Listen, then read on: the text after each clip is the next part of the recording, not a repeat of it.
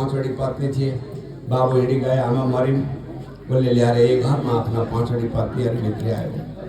गोकर्ण त तीर्थयात्राका लागि निस्केका थिए। गोकर्ण त ज्ञानी थिए। ज्ञानीका लागि न सुख न दुःख न मान न अपमान सधैँ समान हुन्छ। गोकर्णलाई केही मतलब थिएन। तर यता धुन्धुकारीले आफ्ना पाँचवटी पत्नीलाई पाल्न उसले धेरै धेरै कर्म गर्यो। यसको कर्म भनेको चोरी कर्म थियो। चोरेर ल्यायो, आजको आजै खुवायो, भोलि चोरो भोलिको भोलि नै खुवायो।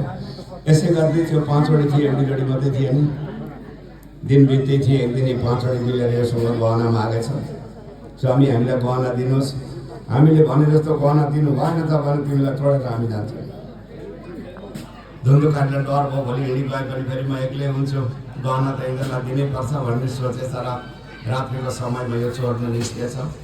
त्यस दिन राम्रै पनि रहेछ, ठुलै सेटकामा चोर्न पसेछ। राम्रा राम्रा गहनाहरू भेटेछ।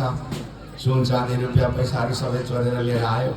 र त्यहाँ जति ल्याएको थियो उसले बराबरी 5 एउटीलाई बाँडिदियो।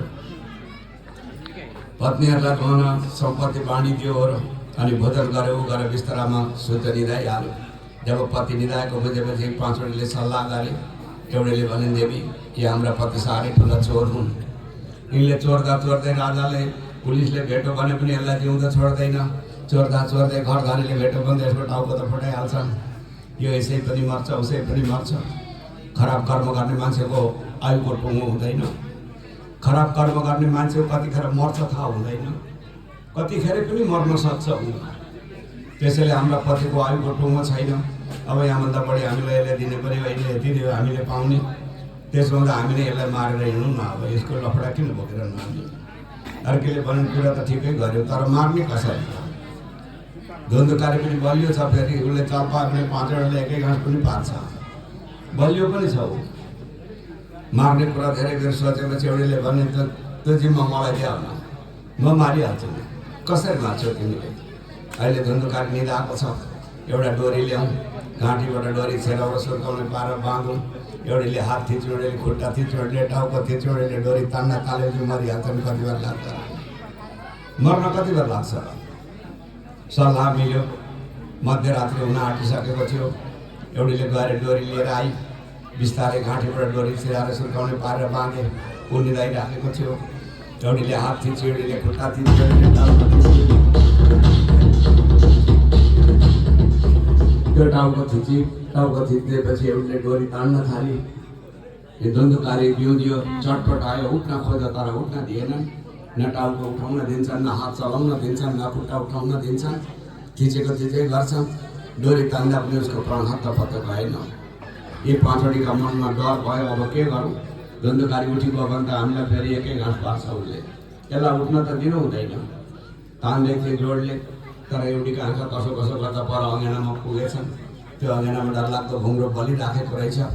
त्यो देख्ने बित्तिकै एउटी कुदेर गएछ र एउटा पात्रमा बलेको आगाको घुम्रो ल्याएर धुन्धुकारीका मुखमा खन्याइदिएर दाउराले खोज्न थालेछ। बल्ल बल्ल धुन्धुकारीको प्राण गयो। प्राण गएपछि पाँचवटीले लामो सास फेरे। मानव ठुलै रण जितेर आए जस्तो यिनीहरूलाई भित्र आत्मग्लानी भयो। ठुलै रण जितेर आयौँ हामी भने जस्तो भयो। रातिले घरभित्र खाडल खाने हो रे।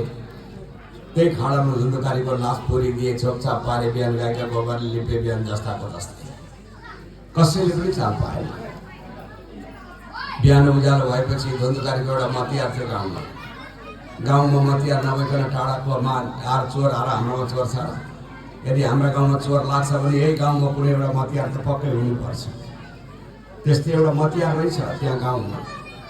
त्यसले आएर सोधे त होइन, हिजो धुन्धुकारी आए जस्तो लागेको थियो, आएका थिएनन्। यो सुनेपछि यी पाँचवटीले भने त कहाँ आउँछन्? हाम्रो पति उहाँ अरब गएका छन् कमाउनु, अहिले आउँछन् त। अरबमा कमाउनु गएका छन् नि त हाम्रो पति। होला, धुन्धुकारी हिँडिरहने मान्छे को कहाँ जान्छ कसलाई यहाँ थाहा छ? कसको छोरो अरब जान्छ, कसको कतार, कसको बुहारी इजरायल जान्छ। यहाँ कसैलाई हेर्ने फुर्सद छ र?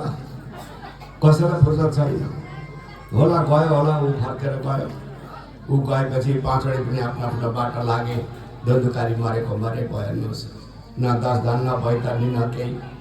हामी कति थोक मुक्ति हुनलाई त गर्छौँ होला, त्यही पनि हुन्छ कि हुँदैन थाहा छैन। तर धुन्धुकारीको त न 10 दान, न बैतरनी। यसको आत्मा डरलाग्दो प्रेतत्वको जोनीमा परिणत भयो। महान प्रेतको कर्म कहाँ आफ्नै कुकर्मका कारणले उसको आत्मा प्रेत भएर घुम्न थाल्यो। त्यही ठाउँमा आफू बसेकै ठाउँको